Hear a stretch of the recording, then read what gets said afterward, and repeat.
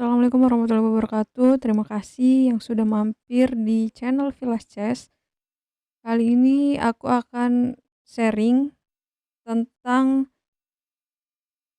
bagaimana beberapa perwira untuk melakukan melangkah. Jadi ini bagus banget untuk pemula yang sama sekali tidak bisa bermain catur. Jadi dengan posisi seperti ini, kita ingin melakukan langkah bagaimana caranya supaya benteng ini bisa memberikan gerakan ataupun mencapai titik hitam. Jadi posisinya seperti ini, untuk melangkah kalau misalkan benteng itu memang jalurnya itu yang berbentuk lurus atau seperti jalur yang, berwarna biru seperti ini. Jadi kalau mau mencapai petak hitam atau yang seperti bulat ini, kita akan melangkah benteng ke B5 kemudian benteng ke F5. Jadi posisi seperti ini salah satu untuk benteng melakukan pergerakan ataupun langkah di dalam permainan catur. Oke, kalau hitam benteng ke H6, benteng ke C6. Kemudian benteng ke F5, benteng ke E5. Jadi posisinya yang gerakannya lurus. Contohnya seperti ini. Oke, lanjut.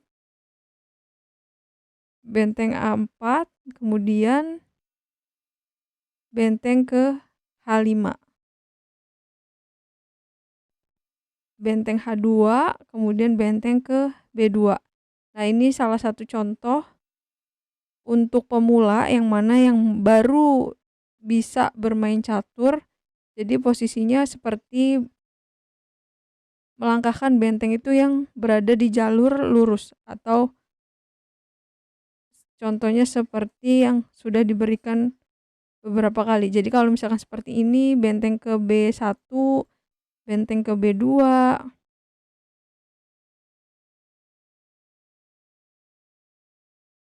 kemudian dipukul. Jadi kalau misalkan ada hambatan di B2 ini tidak bisa untuk dilalui gitu. Jadi harus melakukan langkah di benteng A1 kemudian A4 lalu ke B4. Oke, kita berikutnya. Kita ingin mengambil titik di A2 ini jadi harus melewati benteng di H4, benteng ke A4 baru benteng ke A2. Nah, ini contoh dari melangkahkan benteng. Oke, lanjut kita coba untuk melakukan gajah. Jadi kalau gajah untuk langkahnya yaitu dia bersifat diagonal. Yang mana dia berada di petak warna putih ini jadi langkahnya ya harus miring ataupun diagonal. Contohnya gajah ke B5 kemudian kita mau ngambil titik hitam jadi benteng ke E8. Kalau ingin mengambil benteng gajah ke E7 yaitu dia berada di petak hitam. Jadi dia bisa benteng ke gajah ke B4. Kemudian gajah ke E7. Oke, lanjut. Ambil titik H3, gajah ke F1, kemudian gajah ke H3. Lanjut gajah ke B4, lalu gajah ke D2. Nah, begitu seterusnya. Jadi posisinya harus diagonal ataupun lihat petak dari warna gajahnya. Jadi kalau ini warna gajahnya hitam, berarti kita fokus untuk mengambil diagonal yang warna hitam. Seperti gajah ke E5, kemudian pukul gajah ke B2. Oke, lanjut. Nah, kalau menteri untuk melakukan langkahnya dia bisa kemanapun kecuali langkah kuda atau langkah L. Jadi dia bisa mengambil titik di H3 ini dengan cara melakukan jalur gajah dulu diagonal, menteri ke C3, kemudian jalur benteng, menteri ke H3. Jadi menteri bebas untuk melakukan langkah kecuali langkah kuda. Kalau ingin mengambil di D7 ini bisa melakukan langkah gajah, menteri ke B5, kemudian menteri ke D7. Oke, lanjut. Menteri ke C3, menteri ke C2. Oke, berikutnya. Nah, kalau misalkan raja ini hanya bisa melakukan langkah satu kali saja. Jadi tidak bisa untuk melompat dua kali. Seperti ingin mengambil titik di F3. Langkahnya hanya sekali, raja E4, kemudian pukul raja kali F3. Oke, lanjut. Raja ke E5, kemudian raja ke E4. Berikutnya raja ke F6, lalu raja ke F5. Untuk mencapai di titik hitam ini, kita harus melewatinya satu langkah untuk melakukan rajanya. Raja ke G6, raja ke F5, kemudian raja ke E4. Jadi posisinya kalau raja itu hanya bisa melakukan satu langkah saja. Oke, nah nih berikutnya kuda ini jalannya L atau bentuknya L. Jadi posisinya misalkan dia kuda H3 ingin mengambil titik di H1, dia harus melompat 1, 2, 3. Kemudian 1, 2, 3. Jadi bentuknya L seperti ini contohnya. Oke, berikutnya kuda ke G3. Jadi bisa lihat bahwa ketika kita melihat adanya petak berwarna biru, itu bisa dilalui oleh kuda atau kuda bisa melangkah ke petak tersebut. Jadi kuda G3 kemudian pukul kuda kali H1. Oke, lanjut. Kuda ke F2, berikutnya kuda pukul H1.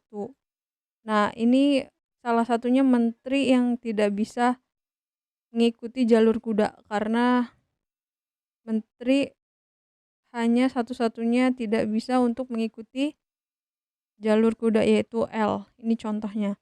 Kau mengambil petak di H1, kuda ke G3, kemudian kuda ke H1. Oke, lanjut. Nah, kalau untuk pion ini hanya bisa untuk melakukan langkah ke depan, tidak bisa mundur. Tetapi kalau pukul bisa miring atau diagonal. Seperti titik hitam maju ke G4, G5, G6, G7, kemudian kita ambil langkah ke G8 dengan bisa melakukan promosi.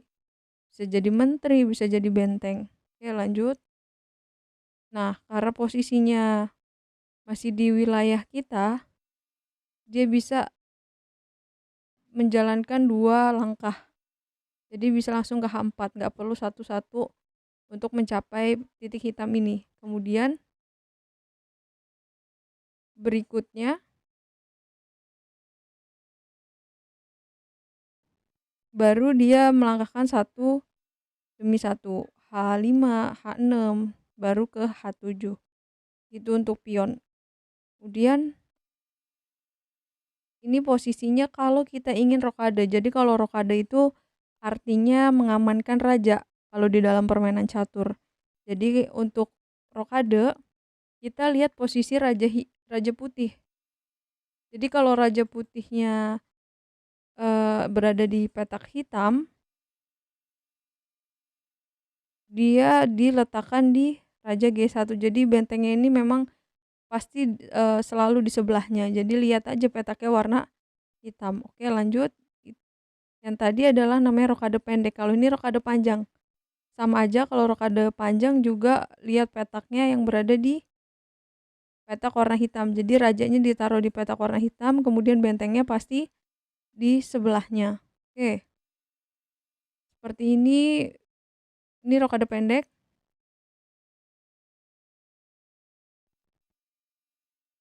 Ini rokade panjang. Rokade pendek karena ini tidak karena ini masih ada kuda jadi tidak bisa untuk melakukan rokade panjang. Jadi bisanya hanya rokade pendek. Jadi ini aja, tentang melakukan langkah setiap perwira ataupun buah di dalam permainan catur. Jadi teman-teman yang dari awal sama sekali tidak bisa melakukan gerakan langkah di dalam permainan catur, video ini bagus banget untuk, eee, pemula yang mana yang ingin bisa bermain catur. Jadi it itu aja teman-teman, semoga video ini bermanfaat. Terima kasih.